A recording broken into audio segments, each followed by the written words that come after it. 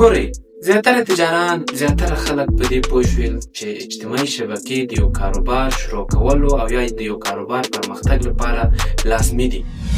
خو دې سره څنګ ته زیاتره خلک په دې پوه نه شول چې اجتماعي شبکې خو موږ جوړې کړلې، اوس څنګه یې مخته یوسو. زیاتره دا وایي چې هله سپانسر یې کوه، خو په حقیقت کې هېڅ نتیجه نه لري سپانسر یې. هو تر یو محدود وخته پورې به نتیجه ورکړي، خو بعد له هغې بیا نتیجه نه لري. څه شی نتیجه لري؟ محتوا.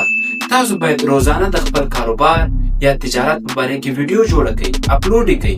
که چیرې تاسو نشئ کولی یو کمپنۍ ته دغه خدمات ورسپارئ چې ستاسو اجتماعي شبکې په مسلکي ډول مدیریت کړي، او دې سره څنګ ته تاسو باید ښه مارکیټینګ پلان ولرئ. په دې به ځانونه نه خلاصوئ چې سپانسر مو وکړو، $15 مصرف کړل، $6 مصرف کړل، بس خلاصه خبره. نه وروره بله، که ستا هدف اوږد دي او غواړې ښه پرمختګ وکړې، په صحیح شکل اجتماعي شبکې باید مدیریت کړئ. افغان سټارټ اپ تاسو لپاره د خدمات په مسلکي ډول وړاندې کوي.